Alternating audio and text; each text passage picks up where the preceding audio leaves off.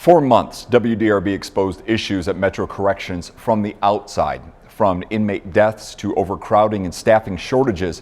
And now we're hearing from the inside. In a one-on-one interview, WDRB's Breon Martin spoke with Metro Corrections Director about recent issues plaguing the jail.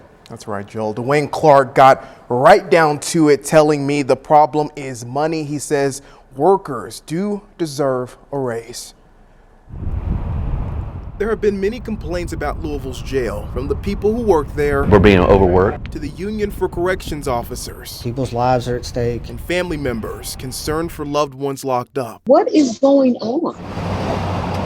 Started as a correctional officer 42 years ago. Dewayne Clark took on the role of director at the end of 2019. Under his leadership, 5 inmates have died in the last 6 weeks. I can't say a whole lot about that because currently they're under investigation. I think we owe it to the investigation to let it play out. Former Director Mark Bolton said the jail's director and those who work under him are to blame and need to be held accountable. Bolton commends Mayor Greg Fisher for getting the FBI to investigate one of the deaths. This is very concerning. Yet the jail still holds more inmates than beds, and the department is short 140 workers. Overtime is mandatory, some workers taking on 80 hours a week. It has been very challenging. Clark says there are recruitment efforts. We have employed a marketing firm that is helping us bolster our social media platform, showing us how to advertise better, to attract more people. But pay is the problem. The jail starting wage is $33,000 a year. The pay is locked in a 6-year contract that doesn't expire until next year. That's part of the issue, and we got to work hard at getting that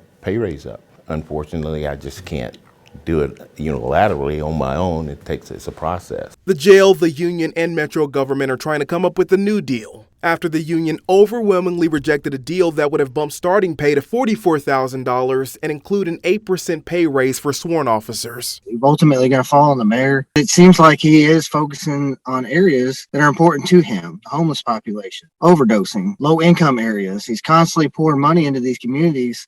And we're just asking for the same type of urgency to be put into corrections. Despite efforts to make changes, many officers lack confidence anything will change. We feel very underappreciated. We do a dangerous job. Any day we go to work, our livelihood could be ended. We deserve more.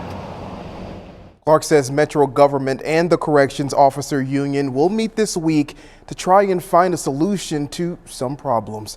Breon Martin, WDRB News.